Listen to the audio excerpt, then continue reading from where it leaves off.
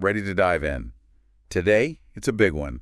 The U.S. officially leaving the World Health Organization. Yeah, pretty major. Big story. Yeah. We've got the White House press release, they're announcing it, and we've got the WHO response right alongside it. Oh, interesting. So we get to see both sides. Yeah, both sides. And it's not a sudden thing either. This has been a long time coming. It takes us through a lot of history between the two. Well, I mean, it is fascinating, right? Because we're talking about a founding member of WHO. Right. All the way back to 1948. Wow. And they're deciding to step away after all this time. I mean, it was only a few years ago. In 2020, they tried to pull out. Yeah.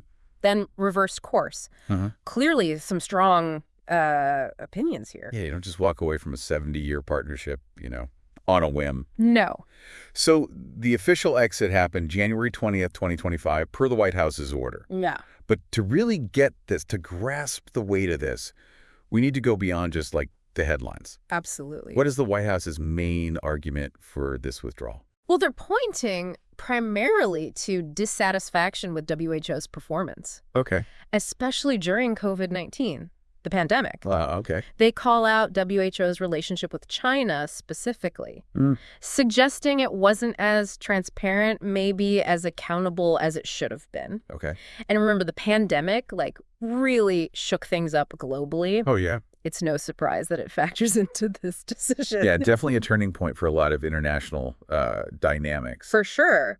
But it sounds like there's more to it than just the pandemic response. Right. What else are they saying? Well, they bring up this idea of financial fairness. Okay. Arguing that the U.S. contributes, way more than other nations, especially when you look at, a country like China. Right. They're essentially saying, we're carrying too much of the weight. Yeah. And their plan now is to redirect those resources to partners that they see as maybe more reliable, more transparent even. They even mention creating new internal structures to handle global health security on their own terms. So a move toward independence, or some might even say isolationism. Yeah. It makes you wonder what this means for the U.S.'s global leadership role. Right. Is this a sign of things to come? I mean, that's a huge question. Yeah. That has experts really debating.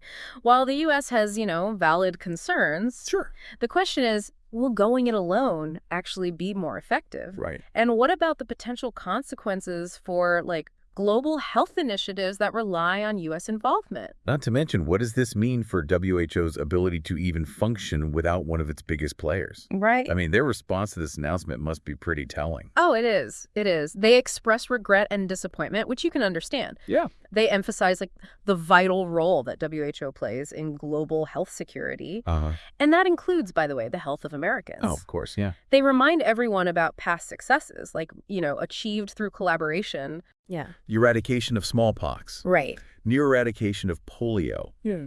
Highlighting the potential cost of this separation. Yeah, it's easy to overlook those accomplishments when things get heated. It sounds like WHO is trying to appeal to both the U.S. and the global community, just reminding them what's at stake. Absolutely. Yeah. And to counter some of the criticism, they're highlighting the reforms they've implemented, these significant reforms over the past 7 years. Wow. These changes, they're aimed at improving accountability, cost effectiveness, overall impact. Right. Essentially, they're saying, we've heard the critiques, we're actively working to address them. It's a fascinating push and pull. On one hand, the U.S., they're expressing disillusionment and choosing to go their own way. Right. On the other, WHO is emphasizing their importance, their evolution, and the risks of this split. Yeah. It really makes you think, is this a temporary setback? A chance for both sides to reassess and potentially come back stronger? Or are we watching a fundamental shift in how global health is even approached? Well, what's really intriguing is that this isn't just an organizational dispute, right? Right. This is a microcosm of larger forces at play. Yeah. We're seeing the tension between national interests and global cooperation play out in a very real and consequential way. Absolutely. It begs the question, listener, how do you see this impacting the future of global health? Will other nations follow the U.S.'s lead? Or will this be a wake-up call that ultimately strengthens international collaboration? It's a good question. We've only just begun to scratch the surface of this complex issue. To fully understand the implications, we need to dive deeper into the potential consequences of this withdrawal, both for WHO and for the U.S. And that's where our journey continues. Okay, so let's let's shift focus a little bit That's to it. the immediate aftermath of this decision. Yeah. What happens to WHO without the U.S. at the table? Right. They don't just disappear. Definitely not. No. But it's got to have a big impact, right? Right. I mean, it's not like they lost just a minor donor. No. The U.S. has historically been the biggest single contributor to their budget. Yeah. WHO's budget. The impact will be felt, like, across their operations. Right. I mean, it's too early for specifics, obviously. Yeah. But we can expect some belt tightening for sure. Right. Like, potential program cuts. Oh, wow. Staffing adjustments. Okay. You know, the kind of things that could make it harder for them to respond to new health threats. So less funding equals less ability to act. Yeah. Right, when the world needs, like, global health leadership the most. Exactly. That's got to raise concerns about WHO's, their influence and credibility. For sure. For sure. Yeah. And remember, the U.S. has had a key role in, like, shaping global health agendas, pushing certain initiatives, setting priorities. Right. With that voice gone, there's a vacuum. Yeah. Other nations, maybe with different agendas, might step in. It's like a power shift, almost within the organization. Yeah. We've been focused on WHO. Right. But what about the U.S. side of this? Yeah. What are the potential implications for the U.S. for everyday Americans? Well, that's where things get really interesting. Okay. Potentially concerning even. Remember, WHO's mission is global health security. Right. Which means the health of U.S. citizens. It does, yeah. I mean, infectious diseases, they don't care about borders. No. Especially today in our interconnected world. Right. A threat anywhere is a threat everywhere. It's like cutting yourself off from, like, a vital intelligence network almost. Yeah. In a pandemic, being out of the loop could be not good. No, absolutely not. Yeah. Beyond pandemic preparedness, Yeah. there are other potential downsides. Right. Think research collaboration. Right. The U.S. benefits a lot from working with international researchers' institutions. Yeah. This withdrawal could lead to some isolation from the global scientific community, and that could hinder progress on, like, really important health issues. Right. And let's not forget about the potential impact on, like, the U.S. is standing globally. Yeah. Stepping back from a major player like WHO Right. could look like inward-looking nationalism. Maybe. It could, and that could hurt their relationships, their soft power. Definitely a valid concern. It raises the question, is this a calculated risk or strategic misstep with consequences we'll see for a long time? Yeah, I mean, it all boils down to this tension between national sovereignty, right? Right. And the need for global cooperation. Yeah. Especially for something as important as health. It's a tough one. It is. There are no easy answers. No. On one hand, nations have a right to act in their own interests. Yeah. But on the other hand, we've got these global challenges Absolutely. that need us to work together. We do. It's like we're at a crossroads, and what we choose now could have lasting implications for the future of global health. Yeah.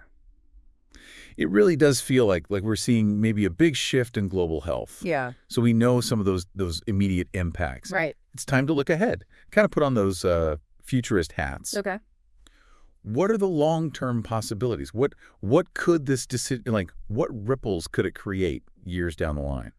Well, I mean, let's start with something maybe a little concerning. Fragmentation Okay. of global health governance. Imagine a world where instead of, one central organization like WHO, you've got multiple bodies all competing. Okay. Each one aligned with a different, group of countries. So instead of global cooperation, you're saying we end up with all these regional efforts. Right. Maybe even some rivalry between them. Exactly. Wow. It would mean a lot of duplicated effort, conflicting recommendations, potentially even a weakening of global health standards. Worst case scenario. Yeah. This fragmentation makes us vulnerable and not ready for the next pandemic. It's like going backwards almost. Yeah, kind of. Before we even understood how connected global health is. Right, right. But okay, let's think a little more positively. Is there a chance this withdrawal actually leads to good change? There's always a silver lining. Yeah. Maybe this is the push WHO needs to really address those concerns that led to the U.S. leaving. Okay, so like a wake-up call? Yeah, maybe. They've already begun some reforms, right? But this could push them further. Double down on that transparency. Yeah. Rethink funding structures. Work harder to get everyone on the same page. The member states. So a shakeup that actually makes WHO stronger and more effective? It's possible. It'd be a twist. It would. And there's another outcome to think about. Maybe a shift towards more regionalism in global health. Okay, what do you mean? Like, imagine those regional health organizations, they start taking a bigger role. So instead of one big global body, we'd see more focused, collaborations in specific areas. Exactly. Maybe You could see organizations like the Pan American Health Organization Yeah. in the Americas, or the European Center for Disease Prevention and Control. Yeah. They get stronger. And that could lead to more tailored, localized approaches, to fit each region's needs. A whole range of possibilities, isn't it? It is. Fragmentation, a stronger WHO, a rise in regionalism. Yeah. Any way to know what's most likely. Honestly, impossible to say for sure. Yeah. Global health, it's always changing, influenced by so many factors. Right. But whatever happens, the U.S. leaving, it's a big deal. Absolutely. It raises these huge questions about how we deal with global health challenges, especially in a world where, power is shifting, more players are emerging. It really highlights how we need to keep talking about this, keep thinking critically. Listener, we hope this deep dive has given you something to think about. This isn't just, politics and international relations. Yeah. It's about health, well-being, for everyone, for you. We've looked at the arguments, what the consequences might be, some possibilities for the future.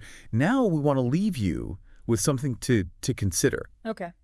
If you were in charge of global health, what would that framework look like? How would you balance those national interests with the need to work together? It's a tough question. It is. It needs our attention, our creativity. Yeah. The choices we make now, they're going to shape global health for generations. It's true. So stay informed, stay engaged, and most importantly, stay curious. Couldn't have said it better myself. Thanks for joining us for this deep dive. We'll be back soon with another one. Until then, stay healthy and keep those brains working.